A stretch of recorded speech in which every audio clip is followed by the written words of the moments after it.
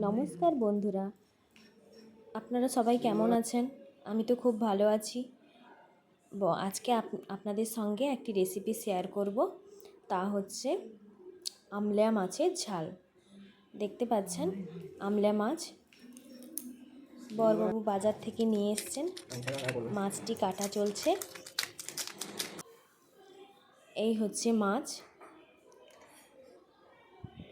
চলুন রেসিপিতে যাওয়া যাক।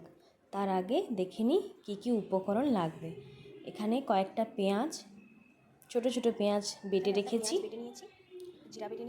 আদা বাটা আছে, শুকনো কাঁচা লঙ্কা আর পাকা লঙ্কা বাটা আছে, জিরা বাটা আছে আর সরষা। এই যে মাছগুলো নুন হলুদ দিয়ে মাখিয়ে নেব। আর আমি মাছের ঝোলে দেওয়ার জন্য আলু লম্বা লম্বা করে কেটে নিয়েছি। কড়াই গরম করে তাতে তেল দিয়ে দিলাম। তেল দিয়ে মাছগুলোকে এক এক করে ভেজে নেব।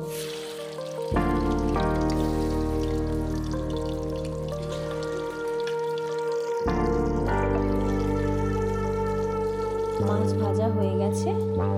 এরপর কড়াইতে কেটে রাখা আলুগুলো ভেজে নেব।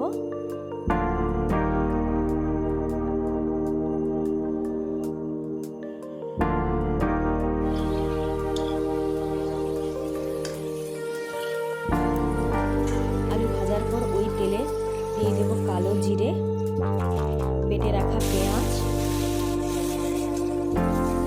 আদা বাটা, টমেটো, জিরে বাটা, পরিমাণ মতো হলুদ গুঁড়ো, লঙ্কা গুঁড়ো আর নুন দিয়ে মশলাটাকে ভালো করে কষিয়ে নেব।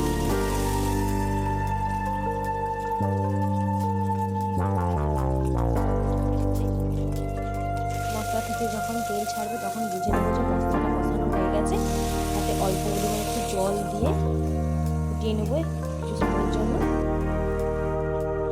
এরপর ভেজে রাখা আলুগুলো মশলার উপর দিয়ে দেবো, দিয়ে কিছু সময়ের জন্য কষিয়ে নেব। এরপর দিয়ে দেবো বেটে রাখা সর্ষেটা।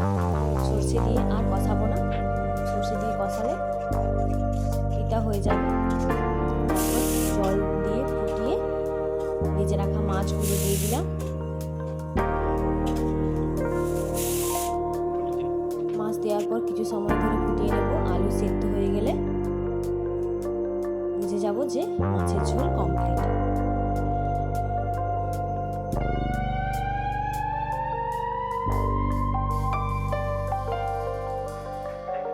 মাছের ঝোল হয়ে গেছে। এরপর আমি একটি বাটিতে করে ঝোলটা বেড়ে নিচ্ছি।